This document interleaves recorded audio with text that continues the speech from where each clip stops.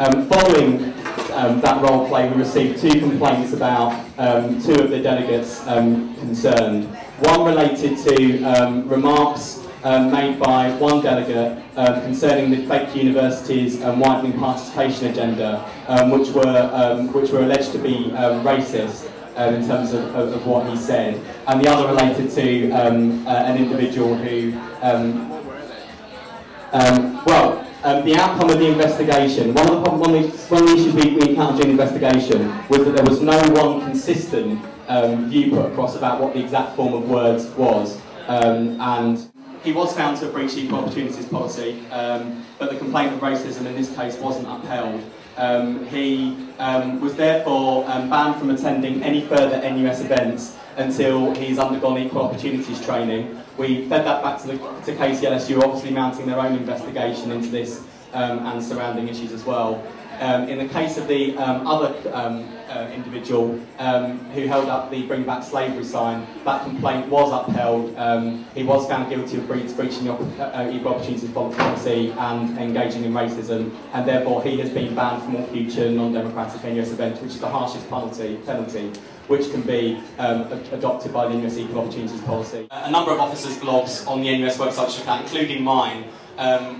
We were having a debate in the back of the car about what the name on the promotional material should be, and our Vice President Welfare suggested it should be the name of her brother because she wanted it for, for kind of sentimental reasons. It'd be nice to have your brother's name emblazoned on posts across the country. And at that point, the NUS National Treasurer sort of kind of stepped in with kind of very commercial arguments about the commercial sensitivities and so on, and he basically said, oh, no, that name is too foreign sounding. There are other issues which Bell has raised about some other incidents that took place in the summer training programme. At one event at which both Bell and I were at, there was one incident where puddings that contained alcohol were served to delegates, and Muslim students on the course weren't made aware of it. I think that is absolutely unacceptable and disgraceful, and that is something which we found out at the time. We made provision at the time, apologised to the individuals. If there is a suggestion or allegation that Chris Mullen wrote the sign and admitted to the sign, writing the sign, that is something we will investigate and we will take very seriously. And if such an investigation is held and such an outcome is reached, we will update you at every stage of the process, and I will certainly keep our Black Students Officer in the loop there as well.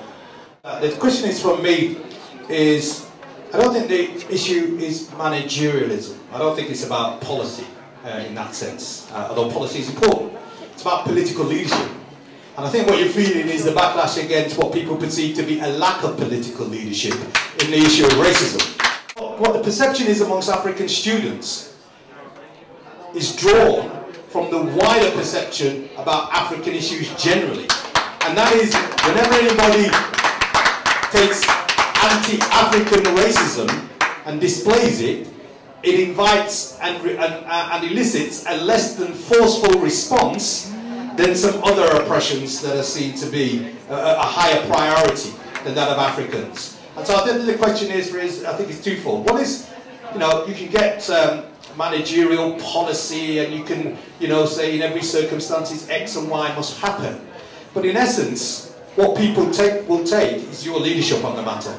And you've got to be seen as the General Secretary of the NUS to be forthright, robust, and instantaneous in your response to anti-African racism. Well, I'm so grateful to see a lot of people actually believe in the protest, because this was a very important protest. Big up yourself, thank you. Many people said they didn't feel that this route was a good route, they didn't think it was a democratic route, when protest is democratic. Exactly.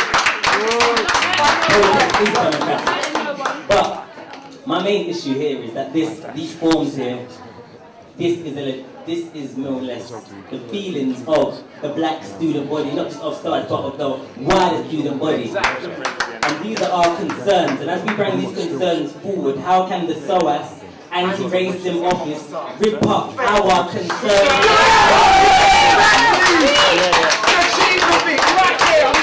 And how can we rip it up with such glee on his face?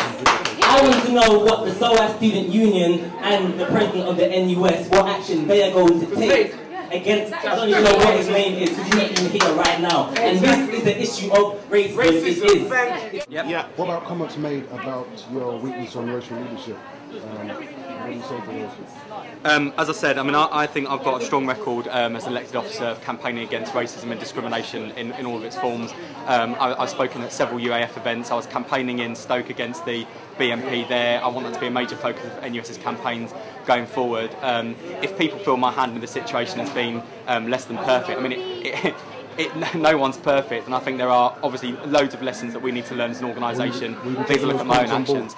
Well, I think, as I said, there are lessons for the organisation and lessons for me to learn as well, and of course I will, and that's why I'm happy to meet black students who want to kind of discuss the issues and talk about everything that's happened and kind of reassure them that we will be taking it seriously. My name's Rowan, I'm a member of the NUS National Executive, one of the left-wing minority members that's opposed a lot of NUS policy in recent years. I think it's positive that people are actually trying to force the agenda, to kind of force the political agenda around this question to actually get discussed properly. I think the most positive thing I've heard is that students at King's getting together to actually launch petitions, try and argue a point of view within the student population that we shouldn't tolerate someone like Chris Mullin as the head of our student union.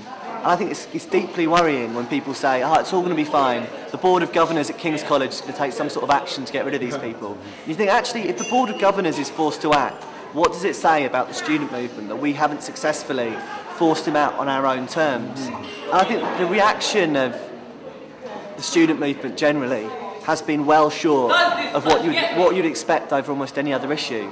I think part of that is because the political culture within NUS and within student unions has eroded to such a point where people actually feel the confidence to get up and say something like this. I mean, I find it very... People argue that actually people didn't understand the interpretation of what Mullin said at that meeting. But you can't imagine many other scenarios at a SOAS AGM for someone to stand up and say something like that and people to recognise immediately the comment for what it was. I think actually it's also quite dishonest to suggest this is an individual that hasn't said things like this on numerous other occasions. He's someone who's well known for his bigoted, racist, sexist views. And actually, it's the strategy of the NUS to try and accommodate, they call it something as a broad tent, and actually not challenge these individuals. I think that's deeply tragic.